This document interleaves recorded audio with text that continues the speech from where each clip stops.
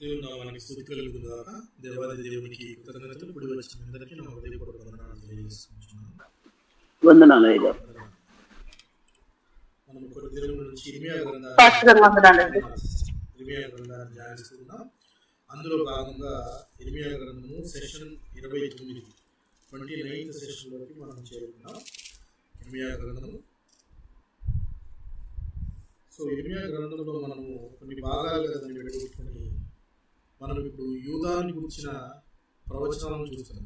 అంటే తన ప్రవక్త అయిన ఇర్మియా ద్వారా దేవుడు చివరి దశలో ఉన్న యూదా బెన్యామీను గోత్రముల వారికి తన ప్రవక్త అయిన ఇర్మియా ద్వారా పలుకు మాటలను ప్రవచనాలను మనం చూస్తూ ఉన్నాం.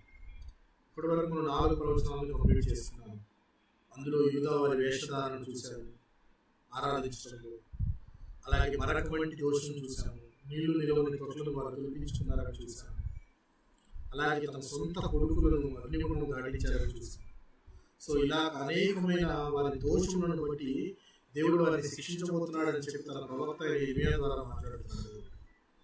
అయితే ఇప్పుడు ఈ 13వ అధ్యాయంలో మరి యొక్క ప్రవచనము ఇర్మియా ద్వారా దేవుడు మాట్లాడుతుంది. ఈ ప్రవచనానికి మనము యూదా పునరుద్ధరణ లేక సహవాసము, పునరుద్ధరణ సహవాసం హెడ్డింగ్ పెట్టుకోవచ్చు. రీఫార్మేషన్. చూద్దాం. ఇర్మియా గ్రంథం 13వ అధ్యాయం మొదటి 2 వచనాలను చదువుకొని నేటి వాక్యాన్ని ప్రారంభిస్తున్నాం. ఇర్మియా గ్రంథము 13వ అధ్యాయం. యెహోవా నాతో ఇలాగు సెలవిచ్చెను, నీవు వెళ్ళి అవిసెనార నడుకట్టు కొని నీ నడుమున దానిని కట్టుకొనుము, నీళ్లలో దాని వేయకుము. కావున యెహోవా మాట చొప్పున నేను నడికట్టు ఒకటి కొని నడుమున కట్టుకొంటిని.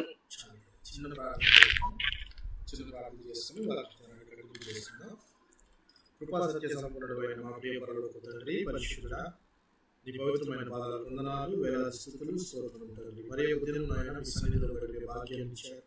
అందుని బట్టి మీకు వేలాది వందనములు చెల్లించుకోవచ్చు. ఇప్పటి వరకు ప్రభువా మన నాయన పాటల ద్వారా మిమ్మల్ని స్తుతించిన ప్రతి బిడ్డను నాయన మీ కృప కలిగిన హస్తాలకు చెప్పుకొచ్చున్నాను తండ్రి. ఆయన వారిని నిండాలుగా దీవించి ఆశీర్వదించండి. ఇక్కడ బహుగా నాయన వారి తలాంతులు బట్టి నాయన వారిని మీ యొక్క సేవలో వాడుకోవాలని ప్రార్థించి వేడుకోవచ్చు. అలాగే ప్రభావ కూడి వచ్చిన ప్రతి ఒక్కరిని వారి కుటుంబాలను కృప కలిగిన హస్తాలకు చెప్పుకొచ్చున్నాను. ఆయన వారి కోరికలు, విజ్ఞాపనలు మీ చిత్తానుసారం తీర్చమని ప్రార్థిస్తున్నాను. రాలేకపోయిన వారిని కూడా జ్ఞాపకం చేస్తుంది. రావాలని ఆశీర్వాదం త్వరగా అనిపించింది.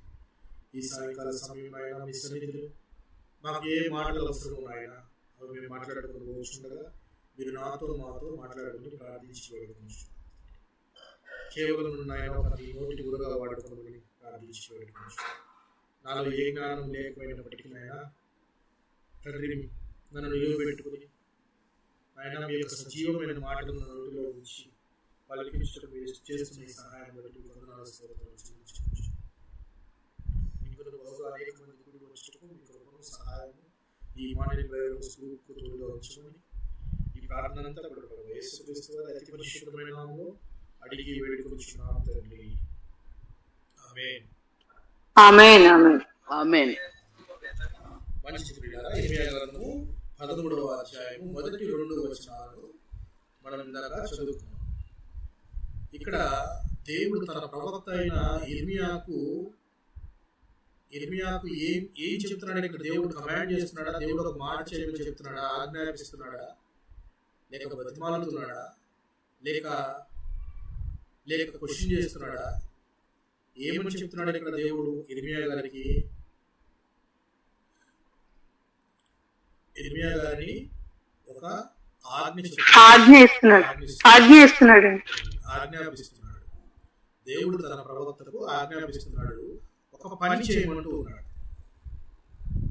నేను చెప్పిన ప్రకారము నువ్వు ఒక అవిసనార నడికట్టు కొని ఏం చేయమంటున్నాడు? అది దానిని కట్టుకొను, నీళ్ళలో వేయము అని చెప్పిన ప్రకారమే ఇర్మియా గారు ఒక నడికట్టు కొనుక్కొని తన నడుము కట్టుకున్నాడు. జనరల్గా ప్రవక్తల ద్వారా దేవుడు తన చిత్తాన్ని బయలుపరుస్తూ ఉంటాడు అని చెప్పి మనం అనేక సందర్భాల్లో చెప్పుకున్నాం. అంటే అక్కడ జరుగుతున్న పరిస్థితులను బట్టి యూదా వారికి తాను చెప్పవలసిన మాటలను దేవుడు తన ప్రవక్త యొక్క క్రియల ద్వారా, తన ప్రవక్తను ఈ విధంగా చేయడం ద్వారా చూపిస్తూ ఉంటాడు అని చెప్పి మనము అనేక సందర్భాల్లో తెలుసుకున్నాం. యెషయా గారికి కూడా ఒక టాస్క్ ఇస్తాడు దేవుడు, లాగా ఒక ఆజ్ఞాపిస్తాడు. ఏమని ఆజ్ఞాపిస్తాడు అంటే 3 సంవత్సరాల పాటు కాళ్ళకు జోళ్ళు లేకుండా, చెప్పులు లేకుండా నడవమని చెప్తాడు యెషయా గారికి. అవునా? జ్ఞాపకం ఉందా మీకు? అవునా కాదా? జ్ఞాపకం ఉందా?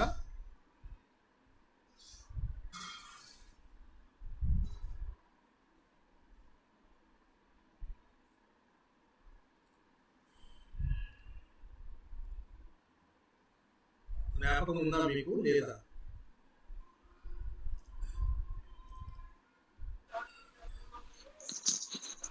జ్ఞాపకం లేదా గారు? యెషయా గారికి, ప్రవక్త యెషయా గారికి దేవుడు చెప్పిన మాట 3 సంవత్సరాలు కాళ్ళకు చెప్పులు దొరకకుండా నడువు అని చెప్పి చెప్తాడు. ఎందుకు చెప్పాడు దేవుడు? దేవుడు చెప్పే ప్రతి మాటకు, ఆజ్ఞాపించిన ప్రతి దానికి ఒక అర్థం అనేది ఉంటుందా ఉండదా? అర్థం లేకుండానే చేయమని చెప్తాడు దేవుడు. అర్థం ఉంటుంది. అర్థం ఉంటుంది. ఆ అర్థం ఏంటి అనేది చాలా ఇంపార్టెంట్. ఎందుకు అలా చేయమన్నాడు చూద్దాం ఒకసారి. యెషయా గ్రంథం 20వ అధ్యాయం, యెషయా గ్రంథం 20వ అధ్యాయం 2-3 వచనాలను చదువుకుందాం. యెషయా గ్రంథం 20వ అధ్యాయం 2 మరియు 3 వచనాలను చదువుకుందాం. ఆ కాలమున యెహోవా ఆమోజు కుమారుడైన యెషయా ద్వారా ఇలాగ సెలవిచ్చాడు: నీవు పోయి నీ నడుము మీద గొనిపట్ట విప్పి నీ పాదముల నుండి జోళ్లను తీసివేయు. అతడు అలాగు చేసి దిగంబరి అయి జోడు లేకయే నడుచుచుండగా యెహోవా నా సేవకుడైన యెషయా ఐగుప్తును గురించి, కూషును గురించి సూచనగా, సాదృశ్యంగా 3 సంవత్సరములు దిగంబరి అయి జోడు లేకయే నడుచుచున్న ప్రకారము. ఇక్కడ యెషయా గారికి దేవుడు చెప్పాడు, వెంటనే యెషయా గారు చేశారు కదా. 3 సంవత్సరాల పాటు జోడు లేకుండా నడవమన్నాడు. అలాగే యెషయా గారు నడిచారు. ప్రవక్త ఎప్పుడు దేవుని చిత్తాన్ని నెరవేర్చే విధంగా ఉంటాడు. దేవుడు చెప్పిన మాటను తూచా తప్పకుండా పాటించేవాడిగా ఉంటాడు. ఎందుకు చెప్పాడు, దీనిలో అర్థం ఏంటి అనేది ఏమి అడగదు, ముందు చేసేస్తారు. దేవుని ఆజ్ఞను ధిక్కరించకుండా చేస్తారు. సో ఈ 3 సంవత్సరాల కాలం యెషయా గారు చెప్పులు లేకుండా నడవడం అనేది దేనికి సూచనగా చెప్తున్నాడు దేవుడు అని అంటే, అష్షూరీయులు ఐగుప్తును కూషును కొట్టి చెరకు తీసుకుని వెళ్ళేటప్పుడు వాళ్ళ యొక్క బట్టలను, వాళ్ళ యొక్క వస్త్రాలను పిరుదుల పైకి కత్తిరించి అవమానపరిచి వాళ్ళని తీసుకెళ్తారు అని సూచనగా చెప్పడానికి ఆయన చెప్పులు లేకుండా యెషయా గారిని నడవమని చెప్పాడు. ఒక సంఘటన జరగబోతుంది అంటే దానికి సూచనగా దేవుడు తన ప్రవక్త ద్వారా ఇలాంటి పనులను చేస్తున్నాడు. ఐగుప్తు గురించి, కూషు గురించి సూచనగా చెప్పడం కోసం ఆయన చెప్పులు లేకుండా యెషయా గారు నడవమన్నాడు. ఆ నడిచిన కాలం అంతా కూడా వారికి అర్థమవుతూ ఉండాలి, ఓహో అష్షూరు రాజు వచ్చి ఐగుప్తీయులను అలాగే కూషు దేశాన్ని అవమానపరిచి వారి యొక్క బట్టలు కత్తిరించి వారిని అవమానపరిచి వాళ్ళని వెళ్ళబోతున్నాడు అని చెప్పి తెలియాల్సి వస్తుంది. అందుకే దేవుడు తన ప్రవక్త ద్వారా తన చిత్తాన్ని ప్రజలకు తెలియజేస్తూ ఉంటాడు అని చెప్పి మనకు అర్థమైంది. అలాగే ఇంకొక ప్రవక్త, ఎవరైనా ప్రవక్త మీరు పేరు చెప్పండి. ఆ ప్రవక్తకి ఏమైనా చెప్పినట్టు దేవుడు ప్రతి ప్రవక్తకి ఏదో ఒక ఆజ్ఞ చెప్తూనే ఉంటాడు. కానీ ఒక యూనిక్ గా, వింతగా, ఇది ఇలా చేస్తారా, ఇది నిజమా అనేట్టుగా ఏమన్నా ఏ ప్రవక్త అయినా చెప్పాడా దేవుడు? అలా మీకేమన్నా జ్ఞాపకం వస్తుందా?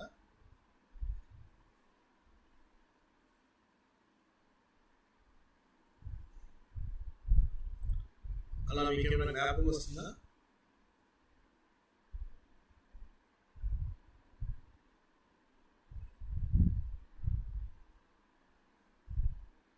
జ్ఞాపకం వస్తుందా లేదండి?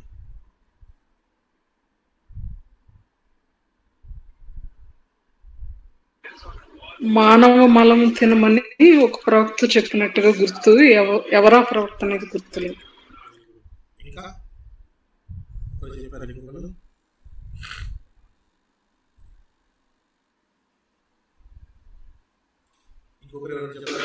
వేసిన పెళ్లి చేసుకోమని మరొక ప్రవక్త చెప్పాడు. యెహెజ్కేలు కూడా అది లోయలోకి వెళ్ళి అక్కడ చెప్తారు కదండి.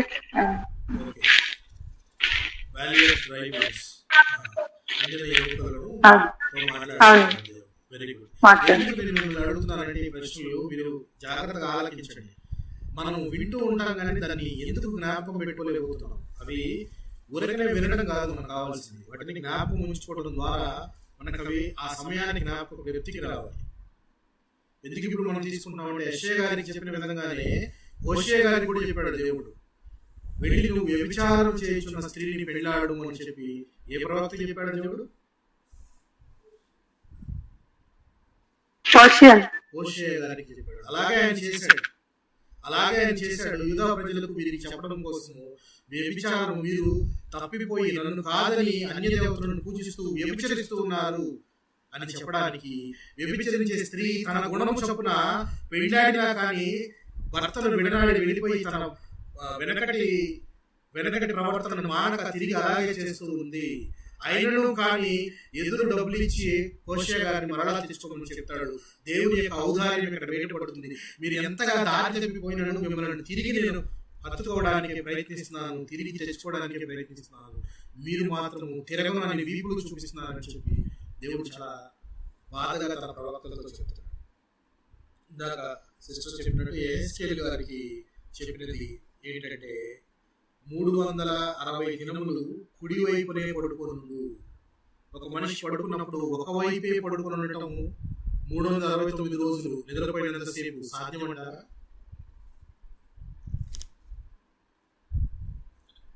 సాధ్యమేనా? ఇబ్బంది పాస్ట్ గారు సాధ్యం కాదు. ఎందుకంటే 369 దినములు అంటే ఒక దినానికి ఒక సంవత్సరం లెక్క. ఒక దినానికి ఒక సంవత్సరం అంటే 369 దినాలు అంటే 369 సంవత్సరం అంటే 400 సంవత్సరాల పాటు వారు చేసిన పాపములను, వారు చేసిన దోషములను వారికి తెలియజేయడానికి ఇశ్రాయేలు వారికి ఈ యొక్క యెహెజ్కేలు గారిని 369 దినములు ఎడమవైపు పడుకొని ఉండవచ్చు. తర్వాత యూదా వారిని తక్కువ తెలియలేదు, వారు చేసిన పాపములను బట్టి మరి ఒక 40 దినములు నువ్వు కుడివైపు పడుకొని ఉండు అని చెప్పాడు. చూద్దాం మాట చూద్దాం. యెహెజ్కేలు గ్రంథం 4వ అధ్యాయం, యెహెజ్కేలు గ్రంథం 4వ అధ్యాయం 4-5 వచనాలను చూద్దాం. మరియు నీ ఎడమ పక్కను పండుకొని ఉండి ఇజ్రాయేలు వారి దోషమును దాని మీద మోపవలెను. ఎన్ని దినములు నీవు ఆ తట్టు పడుకుందువో అన్ని దినములు నీవు వారి దోషమును భరింతువు. ఇజ్రాయేలు అంతేనండి,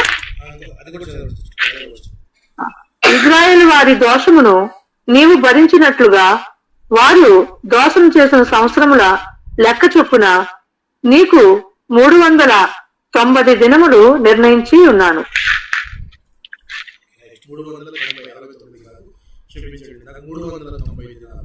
ఆ పడుకున్న దినాలు కూడా వారి దోషములను నీవు భరిస్తున్నట్టు, అంటే వారి దోషాన్ని ఎంత బరువుగా మోస్తున్నావంటే, మన దోషాలన్నింటినీ మోసిన ప్రభు అయిన క్రీస్తుని గురించి ఆలోచిస్తే ఎంత హృదయదారంగా ఉంటుంది చూడండి. ఎంత బరువుగా ఉంటుంది, ఎంత బరువైనది ఆ సిలువ అంటే అంత బరువైనది అని అర్థం. ఇక్కడ ఒక ప్రవక్తను 390 దినాలు నువ్వు ఎడమ పక్కన పడుకునే ఉండు, ఎడమ పక్కనే పడుకొని ఉంటే నీవు పండుకొని ఉన్న దినములన్నీ కూడా ఆ యూదా వారి యొక్క లేక ఇశ్రాయేల్ యొక్క పాపపు భారాన్ని నువ్వు మోస్తున్నట్టు అని చెప్పి దేవుడు చెప్తున్నాడు.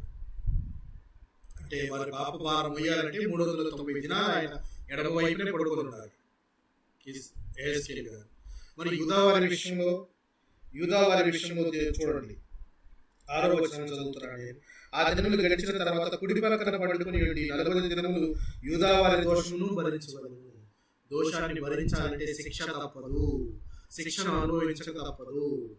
దోషాన్ని రూపుమాపాలంటే రక్తం చిందించక తప్పదు. సో పాపాన్ని రూపుమాపాలంటే రక్తం చిందించక తప్పదు. నిరపరాధి రక్తం అయి ఉండాలి. అది అందుకే మన ప్రభువైన రక్తం చిందించి మన పాపాలను కడుగు వేస్తాడు. సో ఇక్కడ యేసుక్రీస్తు గారు చెప్తుంది, యూదావారి దోషం చెప్పును కూడా 40 దినాలు కుడి పక్కన పడుకొని ఉండాలి. ఇంకొద్దిగా ముందుకెళ్ళి దేవుడు యేసుక్రీస్తు గారికి చెప్పింది ఏంటంటే, నువ్వు యూదావారి ముందు, ఇశ్రాయేలు వారి ముందు ఎవలంటే ఏంటి?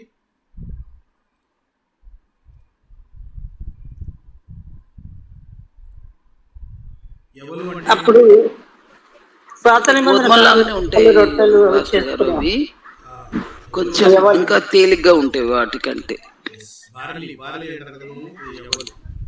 సో ఈ ఎవలతో అప్పాలు చేసుకుంటారు కదా, ఆ అప్పాలను కాల్చడానికి నువ్వు మనుషుల మలమును ఉపయోగించి కాల్చుకొని తిను అని చెప్తాడు యేసుక్రీస్తు గారికి. ఎంత భయంకరమైన టాస్క్ అంటే, అది భయంకరమైన టాస్క్ కాదా? ఆ పని ఎంత భయంకరమైనది. మనుషుల మలములతో ఎవల అప్పములను కాల్చుకొని తినమని చెప్తాడు యేసుక్రీస్తు గారికి.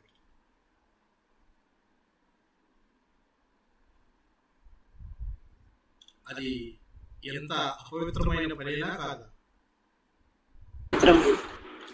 చాలా అపవిత్రమైన పని. వారి యొక్క స్థితిని తెలియజేయడానికి మీరు అన్య దేవతల అపవిత్రమైన వాటిని మీరు తిన్నారు అని చెప్పడానికి దేవుడు యేసుక్రీస్తు గారితో చేయించిన పని. కానీ యేసుక్రీస్తు గారు వెంటనే అంటాడు, అయ్యా, చిన్నతనం నుంచి నేను ఎప్పుడు అపవిత్రమైనది ఏది ముట్టుకోలేదు, ఏది తినలేదు కూడా, నేను ఎలా తినగలను అంటే దేవుడు కొద్దిగా దాన్ని ఎమెండ్ చేసి అక్కర్లేదులే, మనుషుల మలము కానీ గోమలము తీసుకో, గోమలముతో నువ్వు కాల్చి తిరిగి అని చెప్పాడు. గోమలము అంటే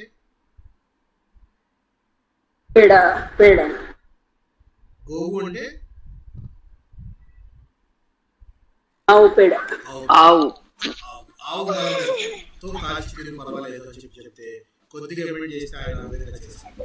ఇది ఎందుకు చేయదలుచుకున్నాడు దేవుడు అని అంటే, అక్కడ ఉన్న వారి స్థితిగతులను తెలియజేయడానికి, వారందరికీ క్లియర్ కట్గా తేటతెల్లంగా అర్థం కావడానికి, మీ పరిస్థితి ఇది, మీరు ఇలా ఉన్నారు, ఈ స్థితిలో ఉన్నారు అని చెప్పడం కోసం ఆయన చేత చేపించి అంటున్నాడు. చూడండి, నరపుత్రుడా, ఇదిగో యెరూషలేములో రొట్టెను ఆధారము నేను లేకుండా చేసినందున వారు తూనిక ప్రకారంగా భోజనంతో రొట్టెలను భుజింతురు.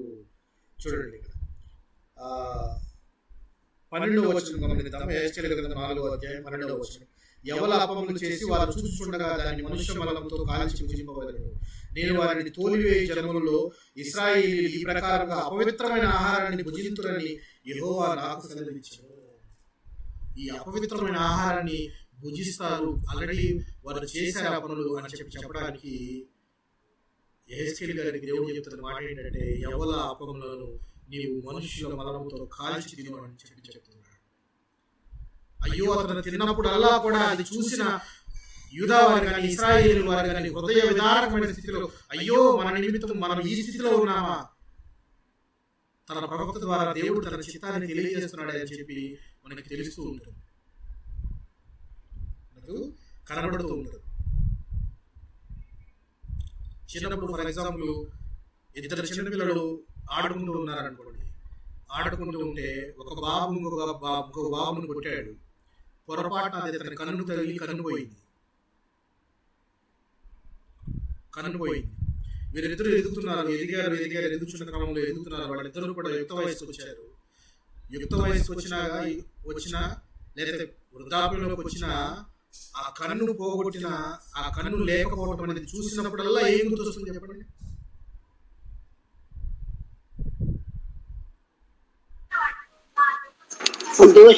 ఎవరైతే పోగొట్టినరో వాళ్ళ గురించి గుర్తొస్తుంది. దోషం గుర్తొస్తుందా లేదా, అది జరిగిన పాపం ఏంటో లేకపోతే ఆ జరిగిన తప్పిదం ఏంటో గుర్తొస్తూ ఉంటుంది. అందుకే దేవుడు తన ప్రవక్త ద్వారా వీళ్ళకి తెలియజేయాలని చెప్పి మనుషుల మలంతో కాల్చుకుని తినంటే, అప్పుడు యేసుక్రీస్తు గారు అంటున్నారు, అయ్యో, నేను చిన్నప్పటి నుంచి అపవిత్రమైనది ఏది ముట్టుకోలేదు, నేను ఇప్పుడు ఎలా ముట్టుకోను అని అంటే, సరే గోమలంతో నువ్వు కాల్చుకొని తిను అని చెప్తారు.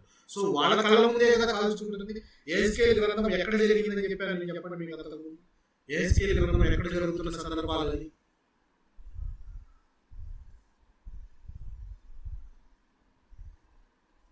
యెహెజ్కేలు గ్రంథము ఎక్కడ జరుగుతుండగా రాయబడింది గ్రంథం అది. యెహెజ్కేలు గారు అసలు జనరల్గా యెహెజ్కేలు గారు ఎక్కడున్నారు, ఎక్కడ నుండి మాట్లాడుతున్నారు ఈ మాటలని, దేవుడు ఎక్కడ నుండి చెప్తున్నాడు? ఎముకల లోయలో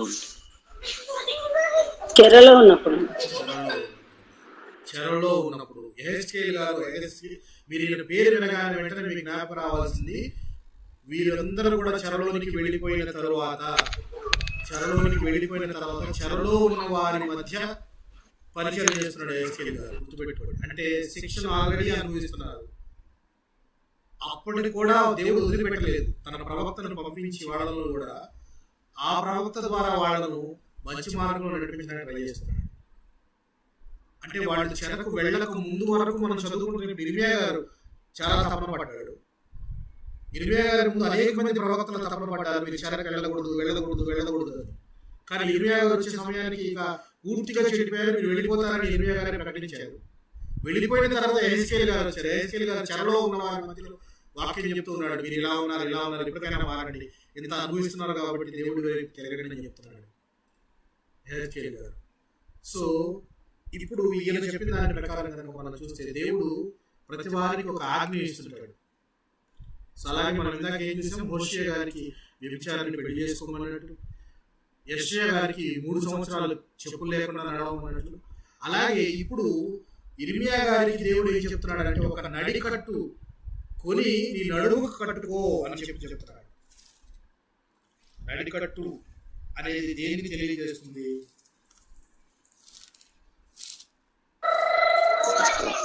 పొలానికి, పని ప్రారంభానికి.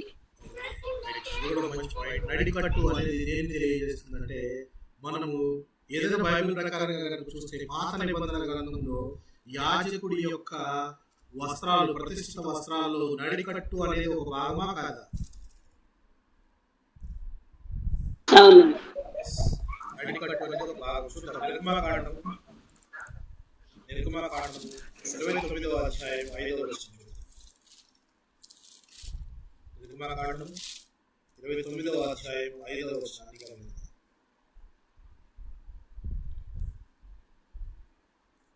ఆ వస్త్రమును తీసుకొని చొక్కాయిని, ఏఫోదు నిలువుటగీని, ఏఫోదును పతకమును అహరోనుకు ధరింపజేసి, ఏఫోదు విచిత్రమైన నడికట్టును అతనికి కట్టి, అతను వేసుకున్న డ్రెస్సులో యాజకుడు వేసుకునే వస్త్రాలు ఆషామాషివి కావు. దేవుడు డిజైన్ చేస్తూ ఆయన అవి ఒక ప్రతిష్ఠిత వస్త్రాలు, ప్రతిష్ఠించబడినవి అంటే ఏం చెప్పుకున్నాం ఇంతకు ముందు మనం అనేక మార్లు, కన్సక్రేటెడ్, ప్రతిష్ఠించబడినవి అంటే అవి దేవుని పని నిమిత్తము ప్రత్యేకపరచబడినవి. సో ఈ వస్త్రాలు కూడా ఎవరు పడితే వాళ్ళు వేసుకునే కావు. సో ప్రత్యేకపరచబడిన వాటిలో నడికట్టు అనేది ఒక భాగం. నడికట్టుకి కట్టు కట్టుకోవడం. సో అలాగే నిర్గమకాండము 39వ అధ్యాయం 20వ వచనాన్ని కూడా గమనిద్దాం. 39వ అధ్యాయం 20వ వచనాన్ని.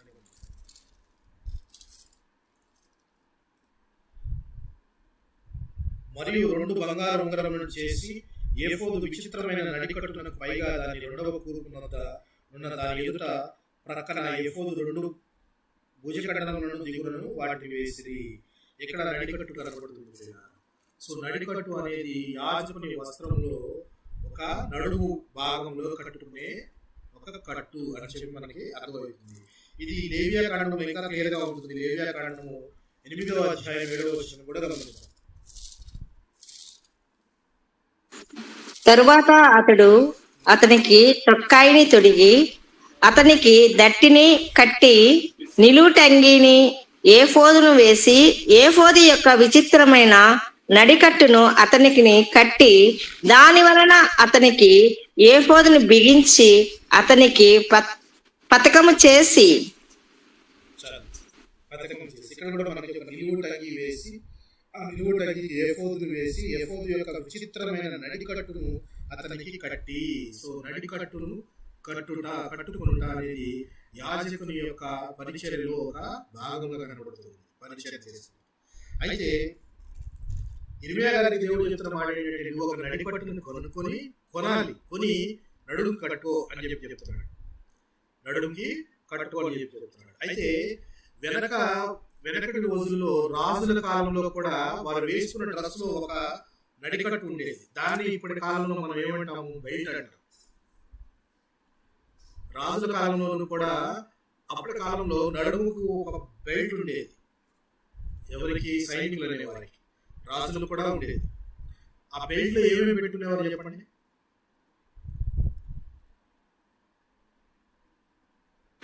కత్తి, వరన కత్తి కూడా పెట్టుకునే వాళ్ళు. కత్తి ఆ బెల్ట్ కి అటాచ్డ్ గా కత్తి ఉండేది. ఇంకా కొన్ని సాధనాలు కొన్ని పెట్టుకునేవాళ్ళు. సో ఈ అన్ని కూడా అందులో ఉండేవి బెల్ట్ లో. సో బెల్ట్ అనేది ఒక సైనికుడికి లేక ఒక రాజుకి చాలా ఇంపార్టెంట్ అయిన వస్తువు అని చెప్పి మనకు అక్కడ అర్థమవుతుంది. అయితే మన ప్రభు అయిన క్రీస్తుల గురించి కనుక మనం ఆలోచిస్తే, ఆయన బలాన్నే నడికట్టుగా కట్టుకున్నాడు. బలము అనేదాన్ని నడికట్టుగా కట్టుకొని స్థిరపరచబడిన వాడు అని చెప్పి మన ప్రభు అయిన క్రీస్తు గురించి రాయబడి. చూద్దాం సామెతల కీర్తనల గ్రంథం 65వ కీర్తన 6వ వచనం.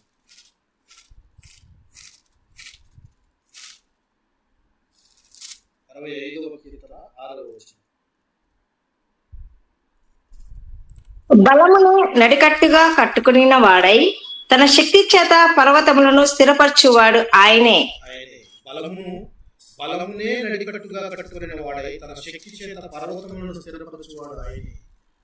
తన శక్తి చేత పర్వతాలను స్థిరపరచాలి అంటే, ఎంత గొప్ప పర్వతాలను నిలబెట్టాలి అని చెయ్యాలి అన్న కూడా దానికి తగ్గ బలాన్ని ఆయన నడికట్టుగా కట్టుకున్నాడు అని చెప్పి ప్రభు గురించి.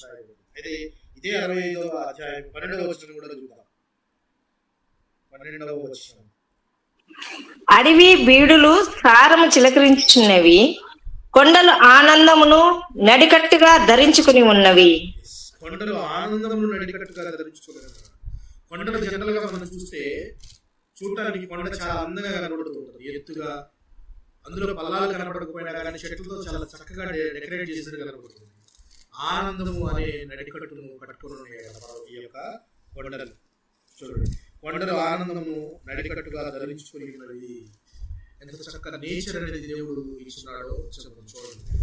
అయితే ఇప్పుడు అసలు మనకు కావలసిన మాట, నడికట్టుకు కావలసిన మాట మనం చదువుకున్నాం. 109వ కీర్తన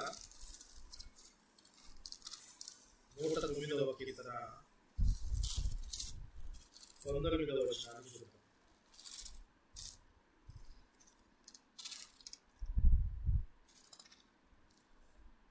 తాను కప్పుకును వస్త్రము వలెను, తాను నిత్యము కట్టుకును నడికట్టు వలెను, అది వానిని వదలకుండును గాక.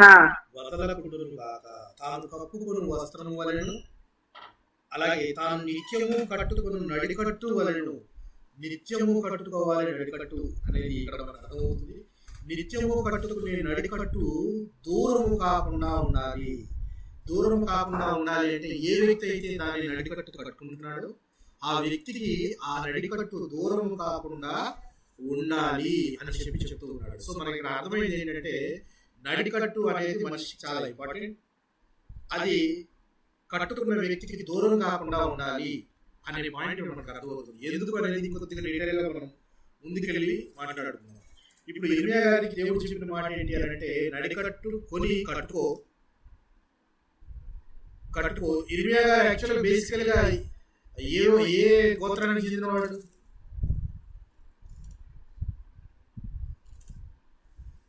ఇర్మియా గారు ఏ గోత్రానికి చెందినవాడు? లేవి గోత్రానికి చెందినవాడు.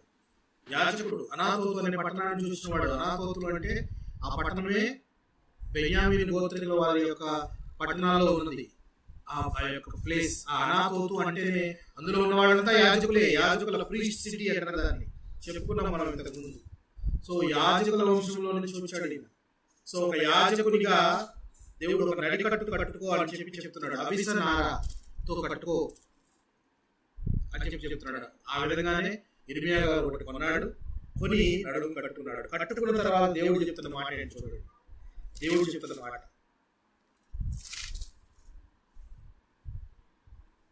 కట్టుకున్నాడు, అంతవరకు అయిపోయింది. దేవుడు ఎందుకు చెప్పాడు అనేది అడగకుండా ఆయన కట్టుకున్నాడు. ఇప్పుడు రెండవ మారు వాక్కు ప్రత్యక్షమై దేవుడు ఏమంటున్నాడు చూడండి. రెండవ మారు యెహోవా వాక్కు నాకు ప్రత్యక్షమై, నీవు కొని నడుమున కట్టుకొని నా నడి కట్టును తీసుకొని లేచి యూఫ్రటీస్ నది యొద్దకు పోయి అక్కడ ఉన్న బండబీటలలో దానిని దాచిపెట్టమనగా. ఏమంటున్నాడు ఇప్పుడు దేవుడు?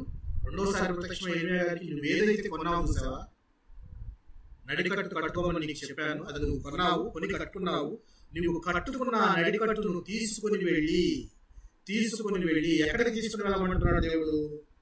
ఎక్కడికి తీసుకుని వెళ్ళమంటున్నాడు? యూఫ్రటీస్ నది వద్దకు తీసుకుని వెళ్ళి దానిని దాచిపెట్ట, బండ బీటలో దానిని దాచిపెట్టమనగా. ఎందుకు చెప్పాడు దేవుడి మాట? అడగలేదు యిర్మీయా గారు, నాకు అనవసరం, దేవుడు చెప్పాడు చేయాలంతే. సో కొనుక్కోమన్నాడు, కొన్నాను. నడుము కట్టుకోమన్నాడు, కట్టుకున్నాను. కట్టుకున్న దాన్ని తీసుకొని వెళ్ళి నువ్వు యూఫ్రటీస్ నది దగ్గర ఉన్న బండ బీటలో దాచిపెట్టు అని చెప్తున్నాడు. ఇప్పుడు దాచిపెట్టు అని దేవుడు చెప్తే యిర్మీయా గారు చేస్తారా, చేయరా? చేస్తాడు, చేయాల్సిందే కదా. ప్రవక్త కాబట్టి చేయాల్సిందే. ప్రవక్త అలాగే నిజంగానే యిర్మీయా గారు చేశాడు. ఎందుకు చెప్పాడు దేవుడి మాట? దాని ప్రకారంగానే యిర్మీయా గారు ఏం చేశాడు? నాకు ఆజ్ఞాపించినట్టు నేను పోయి యూఫ్రటీస్ నొద్ద దాన్ని దాచిపెట్టితిని. దేవుడు చెప్పాడు, చేశాను అంతే. యూఫ్రటీస్ నది దాకా వెళ్ళాడు. యూఫ్రటీస్ నది ఎక్కడుందో తెలుసా? యెరూషలేం ఎక్కడుందో తెలుసా? జనరల్గా మనం చదువుకున్నప్పుడు ఇంతకుముందు కూడా చెప్పాను నేను, బబులోను నుంచి యెరూషలేం రావడానికి ఎన్ని నెలల కాలం పడుతుందని చెప్పాను?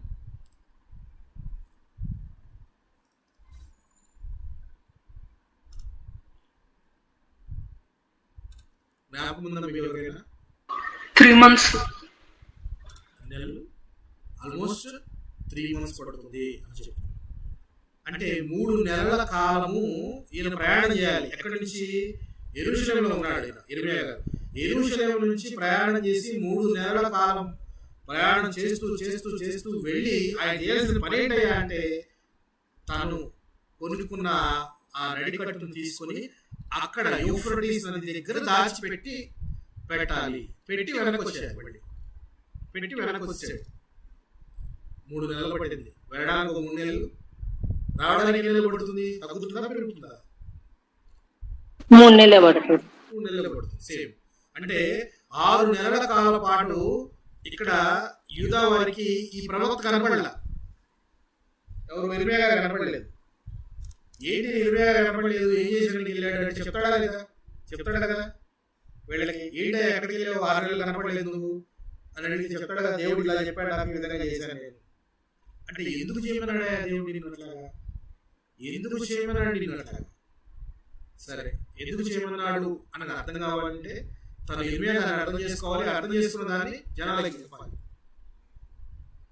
రైట్. దేవుడిని ఇంకోసారి ప్రత్యక్షం ఏమంటాడంటే, నువ్వు దాచిపెట్టావు కదా, ఆ దాచిపెట్టిన దాన్ని ఇప్పుడు మరలా తీసుకురా అన్నాడు. మరలా అంటే మరలా ఎన్ని నెలలు పడుతుంది? మరలా వెళ్ళడానికి 3 నెలలు, రావడానికి 3 నెలలు. వెళ్ళిందని తీసుకొని వచ్చి ఇదంతా ఎందుకు ఈ ఎక్సర్సైజ్ చేస్తున్నాడు దేవుడు?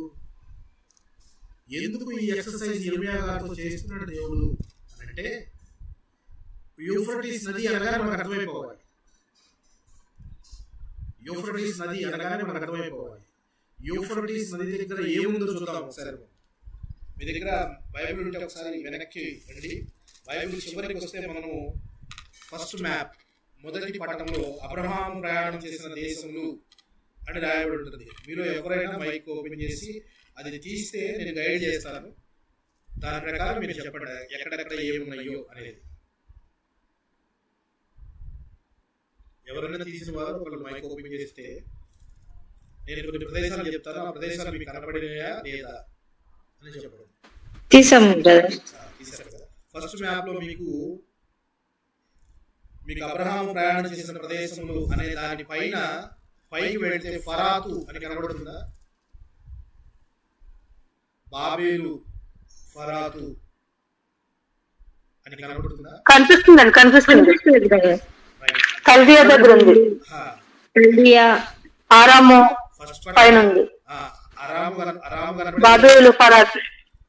రైట్. అవునండి. నేను ఇక్కడ చెప్పిన చెప్పండి. అరాము కనబడింది కదా, బాబేలు కనబడింది, ఫరాతు కనబడింది. ఫరాతు పక్కన హితకేలు అని కనబడిందా మీకు?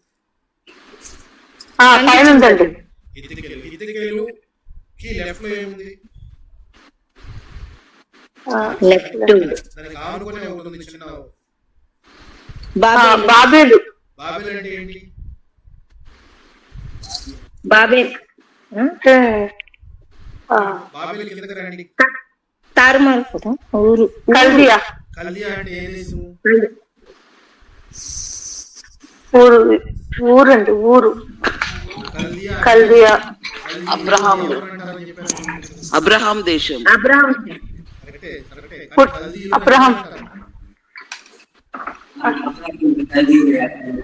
కల్దీలు అబ్రహాం సంతానం.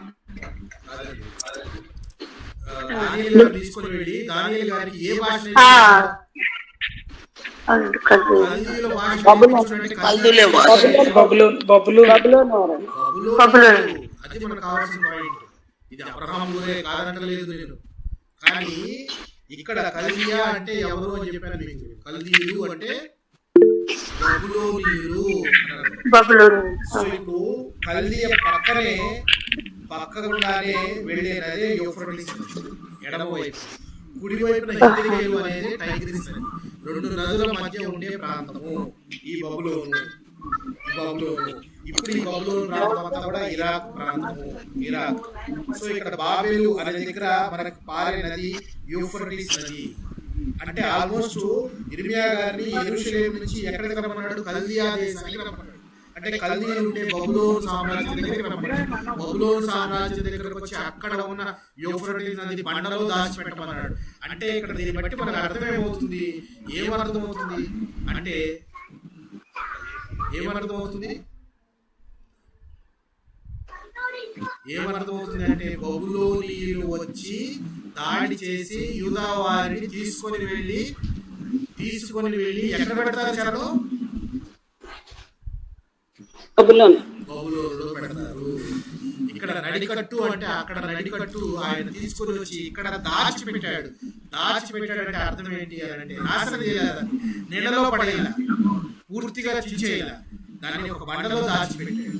అంటే అర్థము దేవుడు చెప్తున్న మాట ఏంటంటే బబులోనీయులు మీ మీద దాడి చేసి మిమ్మల్ని తీసుకొని చెరగా తీసుకొని వెళ్ళి బబులోనులో ఉంచుతారు. ఉంచితే నాశనం అయిపోతారా? కంప్లీట్ గా అయిపోరు. ఎందుకని దాన్ని కూడా సూచన చెప్పాడు కదా. దాన్ని కూడా ఇర్మియా గారు చెప్పాడు, నువ్వు మరలా వెళ్ళి దాన్ని తీసుకొనిరా, దీన్ని నడిగట్టు తీసుకొనిరా. అంటే అక్కడ ఆయన బండలో దాచిపెట్టిన జాగ్రత్తగా వెతికి కొంతకాలం తర్వాత మరలా తీసుకొని వచ్చాడు. దీని అర్థం ఏంటంటే దేవుడు యూదా వారిని మరలా పునరుద్ధరించబోతున్నాడు. శిక్ష వేసేది ఆయన, శిక్షకు ఉపశమనం కూడా కలగజేయబోతున్నాడు, పునరుద్ధరించబోతున్నాడు. ఇన్ని సంవత్సరాల మీకు శిక్ష వేసిన తర్వాత అయినా దేవుడు మరలా మిమ్మల్ని తీసుకుని రాబోతున్నాడు. ఎక్కడి నుంచి? బబులోను అనే చెర. అది చెప్పడానికి ఇర్మియా గారికి నడికట్టు కట్టుకొని ఎక్కడికి వెళ్ళి దాచిపెట్టమన్నాడు? యూఫ్రటీస్ నది దగ్గర. యూఫ్రటీస్ నది అనగానే మనకు గుర్తు రావాల్సింది బబులోను సామ్రాజ్యం. సో బబులోను చెరలో మిమ్మల్ని ఉంచబోతున్నాడు దేవుడు. వారికి అప్పగించబోతున్నాడు అని చెప్పి అర్థమైందా పాయింట్? అర్థమైందండి పాయింట్? సో ఇప్పుడు ఇర్మియా గారు చెప్పిన మాట, నడిగట్టు తీసుకెళ్ళి అక్కడ దాచిపెట్టి నడిగట్టు మరలా తీసుకుంటారా. ఇదంతా ఇర్మియా గారు అర్థమైంది. ఇర్మియా చెప్పబోయేది ఏంటంటే మీరు ఇన్ని సంవత్సరాల శిక్ష అనుభవించబోతారు, కానీ కొంతకాలం అయిన తర్వాత, ఎంతకాలం అని ఇప్పుడు చెప్పట్లేదు, ముందు వచ్చేటప్పుడు స్పెసిఫై చేస్తాడు కదా క్లియర్ గా. ఇన్ని సంవత్సరాలు చెరలో ఉంటారని చెప్పి కూడా చెప్తాడు. కానీ ఇప్పుడు ప్రస్తుతానికి మాత్రం చెప్పట్లేదు, మీరు చెరకు వేయడం ఖాయం, కానీ కొంతకాలం తర్వాత దేవుడు మీ మరణం ఆలకించి మరలా తిరిగి కానీ తిరిగి తీసుకొచ్చిన తర్వాత మీ స్థితి ఎలా ఉంటుందని చెప్పడానికి ఒకసారి ఏమంటున్నాడు?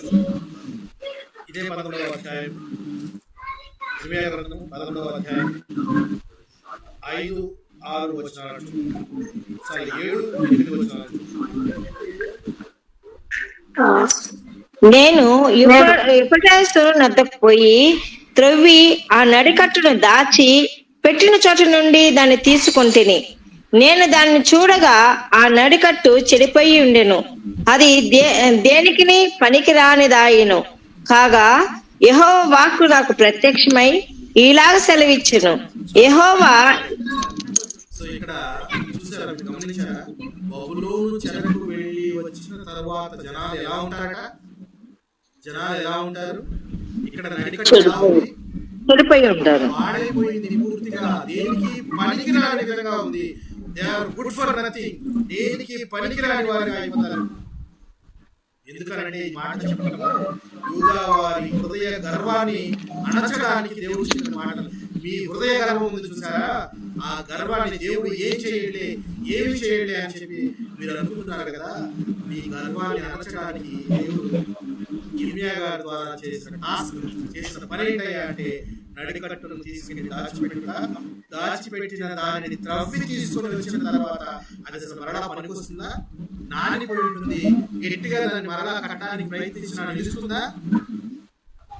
నిలవదు, నాశనం అయిపోయింది. అంటే మీరు కూడా మీ హృదయ గర్వం నశించుకొని పూర్తిగా ఎలా మారిపోతారంటే దేనికి పనికిరాని వారుగా అవుతారు అని చెప్పేసి వారి స్థితిని చెప్పడానికి ఆయన ఇర్మీయా గారి ద్వారా ఈ టాస్క్ చేయించారు. సో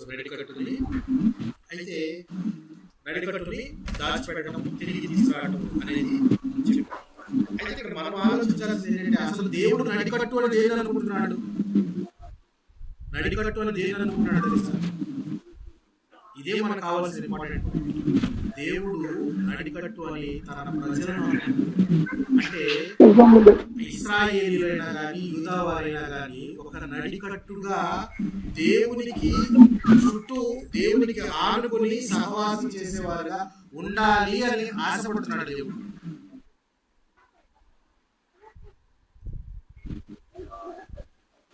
మన దానియేలు గారికి ఒక దర్శనం వస్తుంది.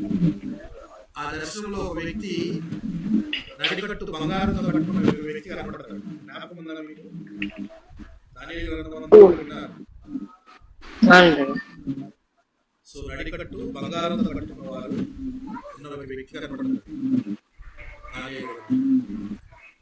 అయితే ఇక్కడ దేవుడు అంటున్న మాట ఏంటంటే, నేను ఇశ్రాయేలీయులను గాని నా ప్రజలైన వారిని నాకు నడికట్టుగా ఉండాలని ఆశపడుతున్నాను. నడికట్టు ఎలా ఉంటుంది? నడికట్టు ఎలాగూ మనిషికి హత్తుకొని ఉంటుందో, మనిషికి ఆనుకొని ఉంటుందో, నా జనులు నాకు అలాగా ఉండాలని నేను ఆశపడ్డాను. కానీ వెళ్ళిపోయి దేవతలను ఆరాధిస్తూ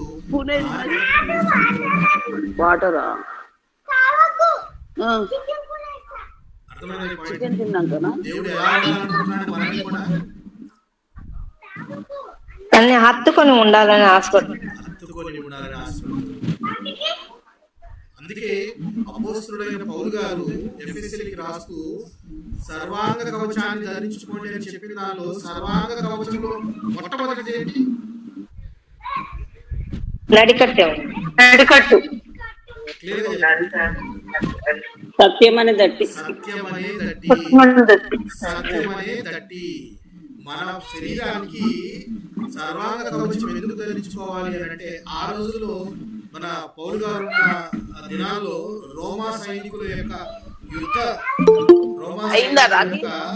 డ్రెస్ ఎలా ఉండేది? పౌలు గారు ఉన్న కాలంలో రోమా సైనికుల యొక్క డ్రెస్ ఎలా ఉండేదంటే, ఆ డ్రెస్ కు మధ్యలో పెద్ద బెల్ట్ ఉండేది. ఆ బెల్ట్ లో కావాల్సిన పరికరాలన్నీ ఉండేవి. సో ఆ బెల్ట్ అనేది చిన్న బెల్ట్ లా ఉండేది కాదు. ఆ రోజుల్లో తోలు బెల్ట్ అయి ఉండి చాలా పెద్దదిగా ఉండేది, నడుము కట్టుకునేది. సో దానిలోనే ఈ ఆయుధాలన్నీ ఉండేవి. అంటే పౌలు గారు మనలను యుద్ధోపకరణాలు ధరించుకున్న ఒక యుద్ధ సైనికుడులా ఉండాలని ఆశపడుతున్నాడు. ఎందుకు యుద్ధం చేయాలంటే ఈ రోజుల్లో మనం వేరే వాళ్ళతో యుద్ధం కాదు, అపరాధ శక్తులతో యుద్ధం చేయాలి అని చెప్పి చెప్తూ ఆయన చెప్పిన ఫస్ట్ పాయింట్ ఏంటంటే సత్యం అనే గట్టి కట్టుకోవాలి. అంటే సత్యం అనే బెల్ట్ మన దగ్గర ఉండాలి. సత్యము అంటే ఏంటి? దేవుడు నేనే మార్గమును, క్రీస్తు యేసుక్రీస్తు అన్న మాట గ్రహించుకోవడమే నేనే మార్గము, ప్రభు అయిన క్రీస్తే సత్యం. నేనే సత్యము, నేనే క్రీస్తును నువ్వు నడికట్టుగా కట్టుకుని ఉన్నావా? అది చాలా ఇంపార్టెంట్. క్రీస్తును నీవు నడికట్టుగా కట్టుకుని ఉన్నావా? ఉంటే ఆ బెల్ట్ తో పాటు సహా బెల్ట్ తో పాటు ఉండే ఏంటంటే కటకం. కటకం అంటే వాక్యం. వాక్యం అనే వాక్యము క్రీస్తు నీ యొక్క ఆయుధముగా ఉన్నాయా? క్రీస్తును నువ్వు బయటగా ధరించుకున్నావా? గట్టిగా కట్టుకున్నావా? వాక్యం అనే ఖడ్గాన్ని ఉంచుకున్నావా? ఎప్పుడు సంస్కృతితో వాక్యం ఉన్నావా? వాక్య సంస్కృతి నీ దగ్గర ఉందా? సో పౌలు గారు అందుకే చెప్తున్నమాట, ఆ రోజులో రోమా సైనికుడిని ఆయన దృష్టిలో ఉంచుకొని దేవుడిచ్చే సర్వాంగ కవచం అని వీటిని డిఫైన్ చేసుకుంటారు. రోమా సైనికుడికి బెల్ట్ ఎంత అవసరము, ఆ బెల్ట్ లో ఉండే కత్తి ఎంత అవసరము, యుద్ధోపకరణాలు ఎంత అవసరము, ప్రతి ఒక్క మానవుడికి ఈ రోజున ఈ యొక్క దేవుడిచ్చే సర్వాంగ కవచం అవసరము. సత్యం అనేది దట్టి ఉండాలి. అంటే క్రీస్తును నువ్వు ధరించుకోవాలి, క్రీస్తును నువ్వు గట్టిగా కట్టుకోవాలి. అంటే అర్థము ఆయనను ఆనుకొని జీవించే విధానం నీకుండాలి, ఆయనకి అంటు కట్టబడి జీవించే విధానం నీకుండాలి. ఆయనతో అంటు కట్టబడి ఉంటున్నావా? అనుదినము మనం ఆయన సన్నిధిలో, ఆయన సహవాసంలో ఆ ఆనందాన్ని అనుభవిస్తున్నామా? మనం లేదు. మనం ఆనందం ఉన్నప్పుడు మర్చిపోతున్నాం. బాధ కలిగినప్పుడు మాత్రం ఆయన సహవాసం కోసం వెంటాడుతూ ఉన్నాం. కానీ ఆనందంలో చెల్లిస్తూ మనము దేవునికి దగ్గరగా ఉండేవారుగా ఉండాలి. సో ఇక్కడ యెహోవా దేవుడు ఇర్మియాకు చెప్పిన మాట ద్వారా ఏం చెప్పాలనుకుంటున్నాడో ఒకసారి చూడండి. ఇర్మియా దేవుడికి మనము నడికట్టు లాంటి వాళ్ళం. అంటే అర్థం నడికట్టు బలం ఇచ్చేదే అనేది కాదు, దేవునికి ఆనుకుని జీవించే విధానం మనకు ఉండాలి.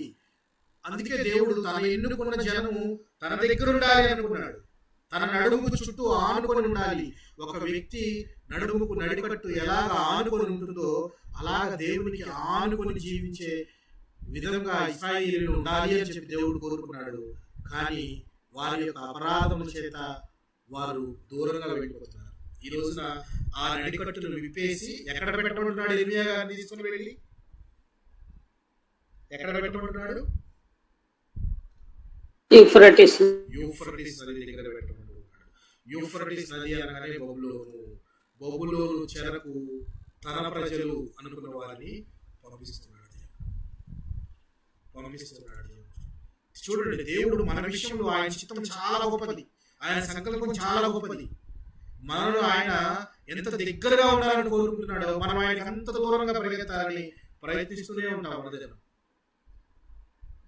మనం ఆయన సహవాసంలో ఉండాలని ఉన్నంత కాలము మనకు జయమే. ఎప్పుడైతే ఆయన సహవాసాన్ని వీడి సాహసం చేయాలనుకుంటామో అది సక్సెస్ కాదు, అది క్లియర్. దేవుడు అందుకే అంటున్న మాట, నడికట్టు మాదిరిగా మిమ్మల్ని నేను భావించాను అని మీరు మాత్రము ఎలా ఉన్నారు? నన్ను కాదని అన్య దేవతలను పూజిస్తూ మీరు అన్యుల చెరలోనికే వెళ్ళిపోతున్నారు. ఆ మాటలు చూద్దాం. ఇర్మియా గ్రంథం 13వ అధ్యాయం 9-10 యెహోవా ఈ మాట సెలవిచ్చుచున్నాడు, ఈ విధముగానే యూదావారి గర్వమును యెరూషలేము నివాసుల మహాగర్వమును నేను భంగపరచుదును.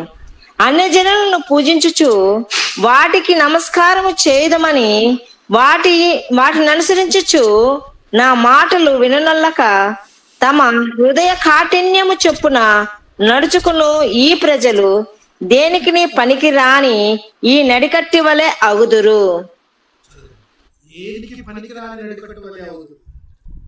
కొన్నప్పుడు ఇర్మియా గారు కొన్నప్పుడు నడికట్టు బాగుందా లేదా, మంచి స్థితిలో ఉందా లేదా? బాగుందండి. తను కట్టుకున్నంత కాలము నడికట్టు బాగుందా లేదా? బాగుందండి. బాగుంది. ఎప్పుడైతే తీసుకొని వెళ్ళి బండ బిడ్డల మధ్య దాచిపెట్టిన దాన్ని మరలా ఎప్పుడైతే తీసుకొని వచ్చిన తర్వాత దేనికి పనికిరాని నడికట్టుగా తయారైంది. అది దేనికి పనికిరాది, దానిలో బలం లేదు.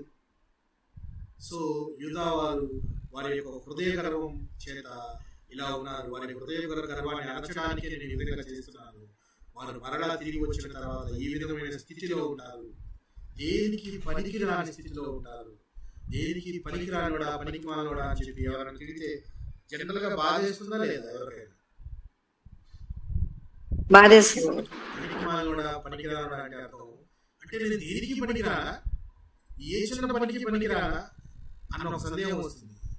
దేవుడు అంటున్న మాట, మీరు దేనికి పనికిరారు, you are good for nothing అని చెప్పి యూదా వారి గురించి చెప్తున్నాడు. చెప్తూ తమ హృదయ కాఠిన్యం చొప్పున నడుచుకుని ప్రజలు దేనికి పనికిరాని ఈ నడికట్టు వలె అగుదురు. ఈ నడికట్టు మీరు ఒకటే. యాజకుడైన ఇర్మియా గారి యొక్క నడుముకున్నంత కాలం మీరు బాగున్నారు. అంటే దేవునిలో అంటుకట్టబడి దేవునితో సహవాసం చేస్తున్నంత కాలం మీ జీవితం బాగుంటుంది. ఎప్పుడైతే అది డిపార్ట్ అవుతుందో, ఎప్పుడైతే ఆయన నడుము నుంచి అది వెళ్ళిపోతుందో, ఆయన సహవాసం నుంచి దూరంగా ఎప్పుడు పరిగెడతావో నీకప్పుడు అంతా స్టార్ట్ అవుతాయి, అన్ని స్టార్ట్ అవుతాయి. చివరికి వచ్చి దేనికి పనికిరాని స్థితిలోకి వచ్చేస్తాయి. చూడండి దేవుడు మాట, చూడండి.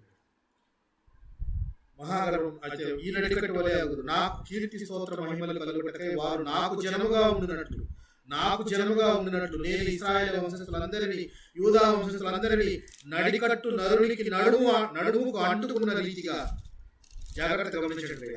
ఇశ్రాయేలు యూదా వారైనా దేవుడు ఏ విధంగా భావించాడు? నడికట్టు నరుని నడుముకు అంటి ఉన్న రీతిగా నన్ను అంటి ఉండజేసింది కానీ వారు నా మాటలు వినకపోయి ఉన్నారని యెహోవా సెలవిస్తున్నాడు. దేవుడు మన విషయంలో కూడా ఇలాగే ఉన్నాడు. తన గుండెకు హత్తుకోవాలని మనల్ని లాక్కుంటుంటే మనం వద్దు అని అటు తిరిగి వీపును చూపిస్తున్నాం దేవుడికి. ఆయన తన ప్రజలైన ఇశ్రాయేలు యూదా వారినైన ఒక నడికట్టు నరునికి ఎంతగా హత్తుకొని ఉంటుందో అంతగా హత్తుకొని ఉండే విధంగా వారిని చేశాను. కానీ వారు మాత్రం అలా లేరు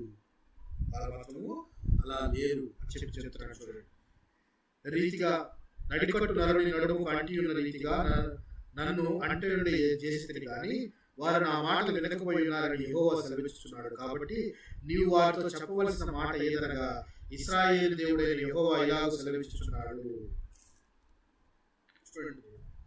సో దేవుడు ఈ విధంగా సెలవిస్తున్నాడు. ఏమని? నేను నడికట్టుగా మిమ్మల్ని భావించాను, కానీ మీరు విడిపోయి వెళతారంటున్నారు. మీ మన పాపములే దేవునికి మనకు అడ్డుతెరగా నిలబడుతున్నాయి అన్నమాట ఇక్కడ కూడా క్లియర్ కట్గా అర్థమైపోతుంది. అందుకే దేవుడు అంటున్నాడు, మీ మీద శిక్ష తప్పదు, ప్రతి సిద్ధుల్లోనూ ద్రాక్షరసము ఉండక తప్పదు అని చెప్తూ యాజకులే కానీ వారి కుమారులే కానీ కుమార్తెలే కానీ అందరినీ నేను నాశనం చేయబోతున్నాను అని చెప్తున్నాడు. సో అందరినీ నాశనం చేయబోతున్నాడు. అందరూ కూడా ఎవరికి ఎగ్జామ్షన్ లేదు, అందరూ కూడా చెరకు వెళ్ళవలసిందే, శిక్షను అనుభవించవలసిందే అని చెప్తున్నాడు. చూడండి 11వ అధ్యాయం 13. నీవు వారితో ఈ మాట చెప్పుము, యెహోవా సెలవిచ్చిందేమనగా, ఈ దేశ నివాసులు అందరినీ, దావీదు సింహాసనం మీద కూర్చుండు రాజులనేమి, యాజకులనేమి, ప్రవక్తలనేమి, యెరూషలేము నివాసుల అందరినీ నేను మత్తులుగా చేయబోచున్నాను. అప్పుడు నేను తండ్రులను కుమారులను అందరినీ ఏకముగా ఒకని మీద ఒకని పడదోయుదునని యెహోవా సెలవిచ్చుచున్నాడు. వారిని కరుణింపకను శిక్షింపక పోను. వారి ఎడల జాలిపడక నేను వారిని నశింపచేసేదను. శిక్ష తప్పదు అని చెప్పి చెప్తున్నాడు. సో మన జీవితాల్లో కూడా దేవుడు మనతో ఈ రోజు మాట్లాడుతున్నమాట, ఆయన నడికట్టుగా ఆయన సహవాసంలో ఉండడానికి అనుదినం మనం ఈ గూగుల్ మీట్స్ పెట్టుకుంటాం. ఎందుకు? ఎంత ఎక్కువసేపు వాక్యంలో సమయాన్ని గడిపితే మనము దేవునితో గడిపినట్టేనా కాదండి? దేవుడితో సమయం గడిపినట్టేనా మనము? గడిపినట్టే. దేవుని వాక్యంలో మనం ఎంతసేపు గడుపుతున్నాము అంటే ప్రతిరోజు అనుదినము గడుపుతున్నామంటే ఎంత గొప్ప భాగ్యము.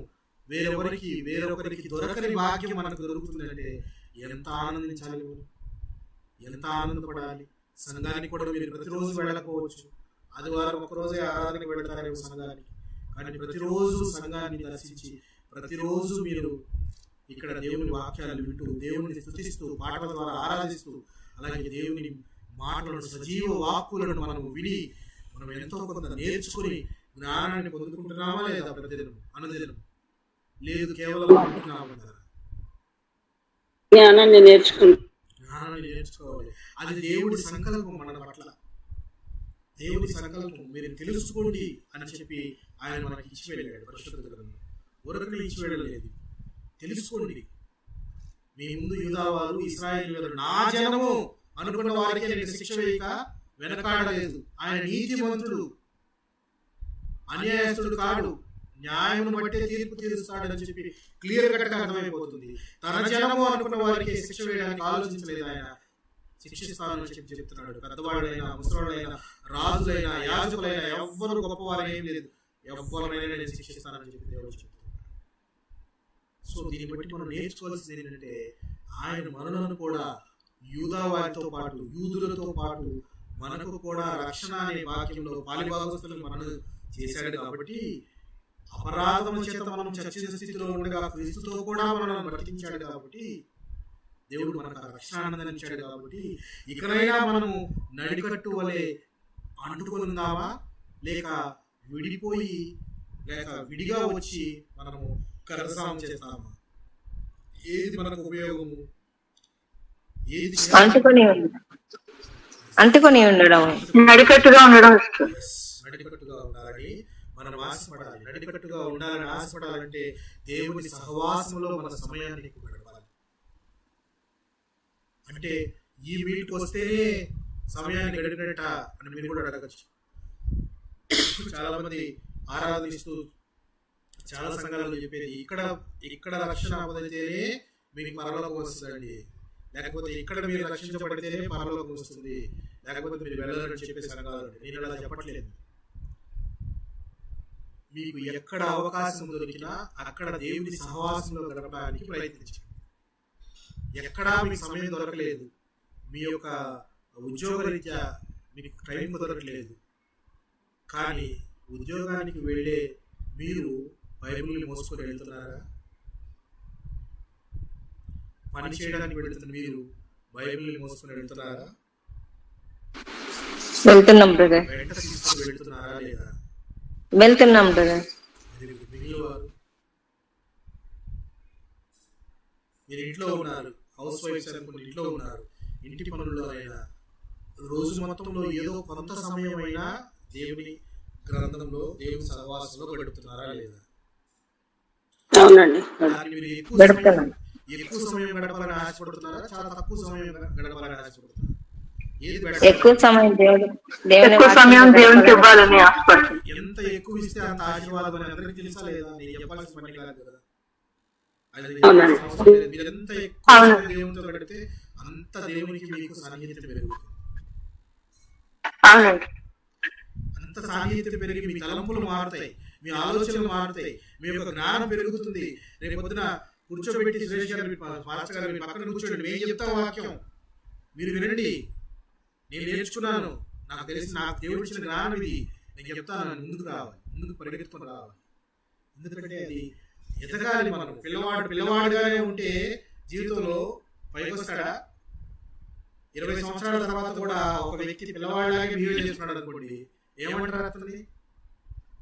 బలహీనుడు, రోగి అంటారు, బలహీనుడు అంటారు. ఇంకా దేనికి పనికి రాకుండా నిర్ణయం చేస్తారు. ఏంట్రా పిల్ల చేస్తున్నాడు? మనం రోజు ఎదుగుతున్నాం, మన వయసులో ఎదుగుతున్నాం. మీరు 17 సంవత్సరాల వయసుకి 15 సంవత్సరాల వయసుకి ఇప్పుడు మీకున్న వయసుకి తేడా ఏంటి? దేవుని జ్ఞానం విషయంలో, ఆత్మీయత విషయంలో, ఆత్మీయ ఆరాధన, దేవుని యొక్క విషయంలో మీ యొక్క స్థితిగతులు ఏంటి? ఆత్మీయంగా మీరు ఎంత జ్ఞానాన్ని సంపాదించారు? దేవునితో ఎంత సమయాన్ని గడుపుతున్నారు? ఆత్మీయ స్థితిలో ఏ స్థితిలో ఉన్నారు? ఆత్మీయంగా చాలా బలహీన స్థితిలో ఉన్నారా? ఆత్మీయంగా అసలు చచ్చిపోయిన స్థితిలో ఉన్నారా? లేదు, ఆత్మీయ స్థితిలో బలంగానే ఉన్నాము. అనుదినము మేము సహవాసంలో గడుపుతూ ఉండి మేము ఆయన సహవాస ఆనందాన్ని మేము ఆనందించగలుగుతున్నాము అని చెప్పగలిగాలి మనమంతా కూడా. ఈ అంచు దినాల్లో మనం చేయవలసిన పని ఎక్కువ సమయం దేవుని కొరకు గడుపుతున్నామా? మనం ఇచ్చే ఈ గంట సేపు మేము ఇక్కడనే చెప్పట్లేదు, ఎక్కడ అవకాశం దొరికితే అక్కడ దేవునికి సమయాన్ని ఇస్తూ దేవుని యొక్క జ్ఞానాన్ని నేర్చుకుంటూ దేవుని యొక్క సహవాసంలో ఆనందిస్తూ ఉన్నారని నేను కోరుకుంటున్నాను. అది దేవుని చిత్తం, నా చిత్తమే కాదు. దేవుడే అంటున్న మాట, నేను నడికట్టుగా అనుకున్న నా ప్రజలే కాదని వెళ్ళిపోతున్నారని చెప్పి యూదా వారి గురించి చెప్తున్నాడు.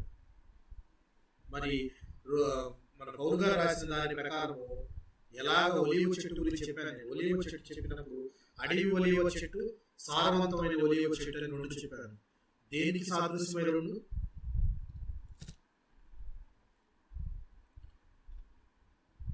అవి రెండు దేనికి సాదృశ్యమైన?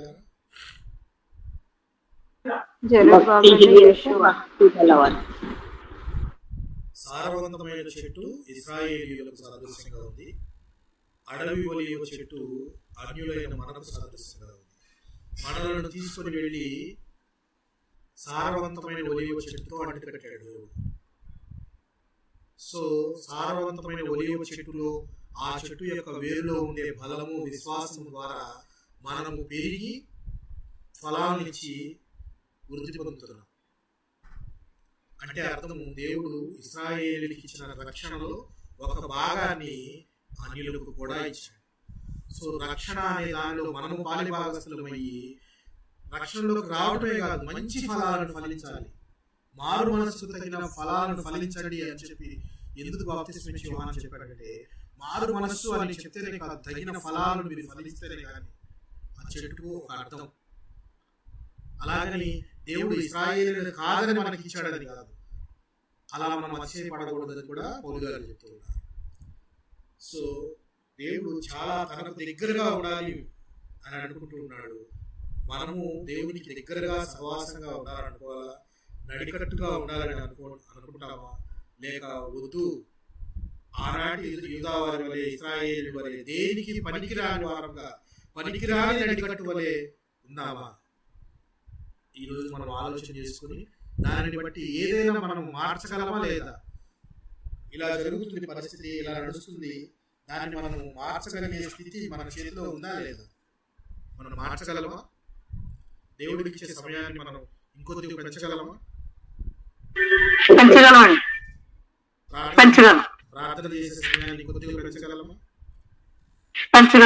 సో ప్రతిదీ మన చేతిలో ఉంది. సో దేవుడి చిత్తం మనకు అర్థమైంది, మనం చేయవలసిన పని అర్థమైంది.